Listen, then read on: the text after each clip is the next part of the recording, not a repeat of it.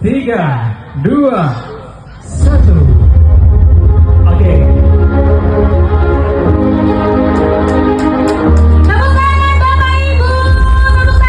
Sudah mestinya tetap adanya keterbukaan ini, karena memang keterbukaan ini mendorong akan peningkatan juga.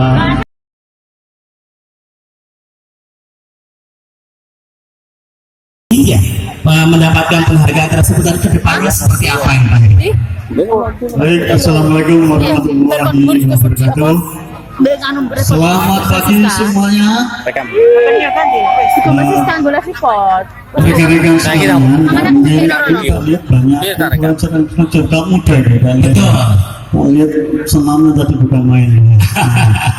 Tentu Bapak Ibu sekalian, ini mungkin perlu kita sampaikan juga bahwasanya memang betul pemerintah Kabupaten Bojonegoro tadi malam telah mendapatkan penghargaan keterbukaan informasi, dan ini merupakan prestasi yang membanggakan bagi kita semuanya. Boleh tepuk tangan dong. Tentu upaya ini Pak, lepas daripada komitmen dorongan daripada Bupati kita baru Pak Woto, kita benar bagaimana pemerintahan Kabupaten Bojonegoro ini sudah mestinya tetap adanya keterbukaan ini, karena memang keterbukaan ini mendorong akan peningkatan juga transparansi, peningkatan akuntabilitas pemerintahan, dan harapannya kita nanti tata kelola pemerintah kita akan lebih baik.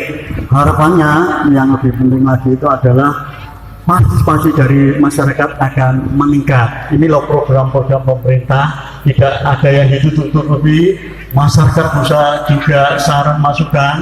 Lebih-lebih sekarang ini kan sudah dibuka lagi, ada yang di dalam pabrik di Pendopo itu Pak ya, Pak Bupati. Termasuk beliau juga sempat menyempatkan, mungkin diagendakan 1 bulan sekali itu langsung datang ke Pendopo Kabupaten ya. Pendopo desa. Pendopo desa atau ini rencana langsung ketemu di desa. Tidak hanya masyarakat yang boleh menyampaikan aspirasi, informasi yang perlu diketahui, tapi juga beliau juga pengennya juga pada event-event garing kesibukan beliau ada turun langsung ke desa. Istilahnya medayah tadi itu. Betul sekali. Dan Pak Heri sebagai kepanjangan tangan dari pemerintah Kabupaten Bojonegoro dalam menuju zona informatif, dan dalam kesempatan Medayah Bojonegoro ini tentunya tadi kita tahu bahwa bahkan Bupati, pimpinan kabupaten ini sangat merespon apa yang menjadi aspirasi masyarakat. Ini paling banyak Pak dalam setahun, hampir setahun ini, apa yang banyak masuk ke pemerintah, aduan apa yang banyak masuk ke pemerintah, mereka bertanya apa ini? Tentunya banyak Pak program-program, tentunya bagaimana program-program prioritas yang ada. Pak, kita tahu Pak Bupati ini kan sekarang pembangunnya konsentrasi pada desa. Terbukti dengan adanya BKK ya, dan dengan infrastruktur. Apa yang dibutuhkan masyarakat ini melalui BKK, Bantuan Keuangan Desa itu, untuk dari mungkin perencanaannya itu monggo dari desa lagi, mungkin pelaksananya, sehingga muncul juga pertumbuhan ekonomi yang ada di desa juga, sehingga keterlibatan masyarakat tidak hanya mulai perencanaannya juga, tapi mungkin pelaksanaannya juga ikut dilibatkan, termasuk pengawasannya. Inilah yang luar biasa yang diharapkan beliau ini. Memang benar-benar partisipasi masyarakat juga ada. Nah, dengan adanya transparansi, informasi tentunya kita juga lagi berbenah bagaimana harapan kita kalau kita keterbukaan ini tidak hanya tergantung dari mungkin dari Kominfo atau OPD saja, tapi mungkin semua badan pabrik ini diharapkan tetap semangat untuk melaksanakan keterbukaan pabrik. Jadi misalkan kalau dari desa paling cepat untuk informasi masyarakat tidak bertanya kepada kepala desa setempat. Dan Gayam ini juga termasuk yang sangat kooperatif sekali. Terima kasih untuk Pak Kades Gayam dan juga perangkatnya. Jadi sekali lagi masyarakat Bojonegoro yang tengah menyaksikan acara ini, yang kebetulan juga langsung bisa Anda monitor, Anda saksikan melalui live streaming dari pemerintah Kabupaten Bojonegoro di YouTube channelnya, dan juga acara ini disiarkan langsung dari seluruh radio yang ada yang tergabung dalam forum Radio Bojonegoro. Nah, tentunya jangan lupa sampaikan aspirasi Anda kepada pemerintah kabupaten bisa melalui pemerintah daerah. Baik, kita berlanjut untuk Pak Edi sebentar, Ketua Komisi Informasi Provinsi Jawa Timur.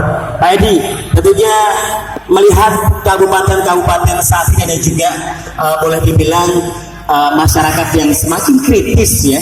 Ini melihat perkembangan teknologi juga. Ini dari Komisi Informasi Provinsi Jawa Timur menyikapinya seperti apa gitu? Baik, terima kasih. Assalamualaikum warahmatullahi wabarakatuh. Terima kasih Mas Masyarakat. Memang perkembangan teknologi informasi itu semakin pesat saja ya, untuk berbanding berlipat-lipat dengan apa yang sedang kita upayakan gitu ya. Kalau misalnya Undang-Undang 14 tahun 2008 itu dibuat tahun 2008 itu sudah Mas, kamu rekam ini buat apa ini? YouTube. Sehingga tidak mampu menjangkau, tidak mampu menghalau berbagai hal yang kemudian itu dimunculkan dalam konteks kekinian gitu. Itu yang pertama. Terus kedua adalah sebenarnya terkait dengan kemajuan teknologi dan informasi ini, kami mendorong kepada seluruh daerah publik yang ada di Jawa Timur untuk terus menyampaikan informasi-informasi yang kemudian memang menjadi haknya masyarakat. Kenapa? Karena hari ini itu teknologi informasi berkembang kepada artificial intelligence, di mana orang tidak lagi mencari informasi ke Google, sebagian kecil saja begitu ya, tidak lagi mencari informasi kepada platform-platform sosial media, tapi mereka mencari informasinya kepada platform artificial intelligence, ChatGPT, Gemini dan lain sebagainya, yang kemudian itu menjadi tolak ukur sejauh mana sebenarnya badan publik itu menginformasikan. Jadi ini juga menjadi tolak ukur hoax dan tidaknya informasi. Jadi hoax dan tidaknya informasi itu tergantung dari pemilik otoritas informasi itu membuka. Semakin badan publik itu membuka informasinya, maka kecil. Kenapa? Karena penelusurannya orang itu menggunakan artificial intelligence, mereka akan mencari referensi yang paling otoritatif, paling akurat begitu. Kalau misalnya badan publik mencari APBD Kabupaten Bojonegoro, Kabupaten Bojonegoro tidak mengumpulkan itu, bisa jadi misalnya rancangan atau draft yang kemudian dimunculkan oleh blog tidak jelas akan dirujuk oleh artificial intelligence. Nah, maka itu akan menyesatkan pembaca. Nah, maka dari itu kami mendorong pada seluruh badan publik khususnya Bojonegoro dan termasuk juga di desa-desa di Bojonegoro, ayo mari sama-sama kita gaungkan informasi ini bukan menjadi sebuah kewajiban lagi, tapi ini menjadi kebutuhan kita bersama untuk mendorong partisipasi masyarakat yang ada di Bojonegoro supaya mereka itu terlibat langsung dalam proses pembangunan dan memantau perjalanan dari pemerintahan ini. Sehingga nanti ketika misalnya ada sedikit kesalahan pasti ribut, itu wajar lah. Tapi keributan itu tidak lebih besar ketimbang misalnya ditemukan oleh yang berwenang, APH misalnya. Ini kan ributnya lebih bahaya Pak. Penting ributnya masyarakat kan. Iya. Kalau melihat perspektif masyarakat Jawa Timur sendiri, tadi mungkin masyarakat Bojonegoro juga ingin tahu. Bojonegoro ini termasuk sebenarnya selain memang kita masuk sebagai kabupaten informatif ya. Boleh dibilang kalau sengketa atau konfliknya ada dari komplain-komplain masyarakat atau kebutuhan masyarakat yang mungkin tidak terjawab akan menjadi sengketa gitu. Menurut Pak Edi, Bojonegoro termasuk yang ini saya sampaikan saja Pak. Jadi Bojonegoro itu dalam konteks belakangan ini kira-kira ya kalau misalnya 5 terbesar di Jawa Timur yang kemudian bersengketa di Komisi Informasi masuk iya gitu. Masuk iya. Iya 5 besar ya Pak Bojonegoro. Salah satunya, tidak semuanya, tapi kemudian salah satunya adalah 5 yang kemudian karena belakangan mungkin masuk. Sebenarnya informasinya sangat sederhana yang diminta sama teman-teman. Tapi memang itu harus dijawab dengan baik. Kebanyakan sih sebenarnya permohonannya ke desa Pak ya, yang belakangan ini sudah mulai diupayakan oleh pemerintah Bojonegoro untuk melakukan sosialisasi, menguatkan teman-teman dari pemerintah desa AKT yang kemudian itu mereka mulai memberikan respon yang baik pada pemohon-pemohon itu. Kalaupun memang misalnya informasinya sangat sederhana dan memang harus diumumkan, harus diberikan, ya nggak harus sampai kepada Jawa Timur lah begitu. Ya, harusnya sama Jawa Timur ya. Luar biasa sekali Bojonegoro ternyata diam-diam itu ada di peringkat 5 ya Pak. berlima besar ya. Tapi jangan khawatir. Dengan demikian nanti itu akan mendorong pemerintah kabupaten untuk responsif. Oh ternyata banyak sengketa. Akhirnya Koreksi ya. kalau nggak banyak sengketa ini nggak mungkin informatif ini. Dan nggak mungkin ada acara seperti ini yang tentunya merasa kita semua pengen tahu. Nah, boleh mohon izin ke Bu Elis ya. Mohon izin Bu Elis. Ini Bu komisioner itu kan salah satu juga tugasnya adalah mengawasi dan juga menyelesaikan sengketa-sengketa tersebut Bu Elis. Bu Elis sebagai perempuan, menurut saya Bu, masalah yang bikin pusing gitu ya, apa yang masalah sengketa informasi ini apa Bu yang mungkin nanti kita bisa menyelesaikan ke depannya biar Kabupaten Bojonegoro itu juga ya tidak terjadi masalah seperti itu. Baik, yang pertama boleh ngucapin selamat dulu nih. Oh, boleh silakan Ibu. Jadi Bapak Ibu, kakak-kakak, mbak-mbak, mas-mas, ini informasi yang luar biasa yang perlu kami sampaikan. Terima kasih yang luar biasa untuk Bojonegoro karena ceritanya KI Award itu baru pertama kalinya digelar di luar Surabaya dan pertama kali yang berkenan menjadi tuan rumah adalah Kabupaten Bojonegoro. Tepuk tangan buat Kabupaten Bojonegoro. Dan luar biasanya Bojonegoro itu kali ini tidak hanya kabupaten yang informatif, tapi juga 2 desa yang berada di peringkat tertinggi. 1-2 itu adalah desa di Bojonegoro. Next kayaknya Gayam tahun depan ya informatif. Gayam ya. Dan kalau dari semalam, dari kemarin itu ucapannya dari Bupati dulu, izinkan saya pribadi dan secara kelembagaan mengucapkan untuk masyarakatnya, karena tidak mungkin suatu tempat, suatu daerah itu dinyatakan informatif jika masyarakatnya tidak partisipatif begitu. Jadi artinya 2 desa yang informatif itu adalah sumbangsi nyata dari masyarakatnya, dari publiknya untuk membawa Kabupaten Bojonegoro sebagai kabupaten yang informatif dan nilainya nyaris sempurna. Wow, 98. Iya, dikit Kita lagi. sadar yang nggak ada manusia yang sempurna. Betul. Dikit lagi Pak Kadis. Jadi Pak Kadis ini sebenarnya agak pusing karena Kominfo itu sebenarnya tidak hanya PPID untuk dirinya sendiri, tapi dia bertanggung jawab pada kabupaten. Artinya kalau ada desa yang lolos, Pak Kadis ini ngapunten, wajar kalau hari ini pakai topi ya. Kayaknya di kepalanya itu udah luar biasa ya. Buyang ya.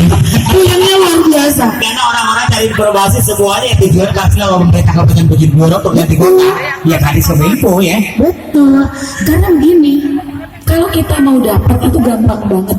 Kita mau dapat apapun itu gampang Pak Kadis. Mau informatif, Gayam pun hari ini informatif bisa. Tantangan terbesarnya adalah mempertahankan predikat itu. Ya. Nah, bagaimana kita yang kebetulan hari ini juga akan menyatakan satu lagi, zona informatif itu baru akan digelar di Jatim itu pertama kali di Bojonegoro. Wow, Nah, ini luar biasa. lagi dan hari ini ada semuanya akan jadi saksi ya. Ya, jadi tadi aku masuk di situ mas ada tulisan the one and only. Ya udah hari ini tuh Bojonegoro, gitu loh. And only. The one and only itu Bojonegoro. Menarik sekali. KI Award pertama kali di Bojonegoro, Ya. ya kan? Zona. Dan zona informatif akan kita deklarasikan pertama kali di sini. Di Kabupaten Bojonegoro dan Gaya menjadi tempat yang dipilih ya. Iya, makanya Gayam yuk semangat yuk tahun Soalnya paling depan. mudah. Oh Ini iya, kecamatan paling mudah. kecamatan paling Dari muda.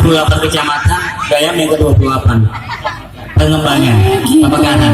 Camatnya cakep lagi. Bu Ya. Camat ya tadi ya, Bu Camat luar biasa. Iya, beliau. Itu energinya luar biasa dan mohon bantuannya tahun depan Bu Camat ya, nanti Gayam informatif ya. Kami tunggu di provinsi begitu. Nah, kembali ke pertanyaan Mas siapa saya? Saya Ju. Mas Jo, Ya. penyiar radio ya. Ya. Luar biasa suaranya, bikin iri dong. Iya, gimana? Jadi, Masalah apa nih yang paling banyak? Jadi sebenarnya kita harus pahami bersama bahwa Ya. banyaknya sengketa di suatu daerah itu tidak mengindikasikan daerah itu tidak informatif, tapi justru kebalikannya. Banyaknya sengketa itu artinya publik lebih aware pada kebutuhannya terhadap informasi. Lebih kritis ya. Hanya saja catatannya Pak Kadis ini lebih ke Pak Kadis ya. Iya. Ternyata literasi keterbukaannya masih rendah. Itu kenapa buru-buru disengketakan misalnya. Dalam konteks pemberitaan, Provinsi Jawa Timur sudah punya klinik hoax. Jadi jika kita terima berita, jangan serta-merta percaya. Masa iya begitu? Ada klinik hoax yang bisa kita gunakan sewaktu-waktu untuk memfilter ini benar nggak sih gitu. Jadi saat kemudian kita tahu, karena memang pada umumnya sengketa di Provinsi Jawa Timur itu mendudukkan termohonnya itu dari pemerintah desa, kebanyakan memang pemerintah desa, anggaran, tanah, begitu kan. Belakangan ini yang sangat laris manis itu PBJ. Itu sebenarnya bukan karena pemerintah desanya tidak terbuka loh, tapi karena memang literasi keterbukaan informasi publiknya pada masyarakat itu terbatas. Jadi monggo kalau punya website yang bagus disosialisasikan, karena bisa mungkin informasinya sudah di website, tapi tidak terakses dengan baik. Atau mungkin sudah mulai, yuk teman-teman nggak apa-apa kita disebut desa tapi kita terbuka loh. Misalnya dengan apa? Bikin infografis di IG, bikin videografis di TikTok. Kenapa tidak? Kenapa tidak? Informasi itu tidak harus yang saklek, oh diumumkan di website saja, enggak loh. Woro-woro sambil joget tapi menginformasikan apa yang dimiliki desa. Dan tapi tentu saja karena kita konteksi masyarakat partisipatif, publiknya harus aware. Oh ini kalau anggaran di depan balai desa udah dipampang loh. Kalau udah dipampang jangan diminta lagi. Kan gitu ya. Jadi sekali lagi banyaknya sengketa yang dalam hal ini mendudukkan Kabupaten Bojonegoro itu di 5 besar, itu tidak mengindikasikan bahwa Kabupaten Bojonegoro tidak transparan, tapi mungkin memang literasinya yang kurang. Ini menarik sekali. Kita sudah mengetahui apa yang jadi indikasi dari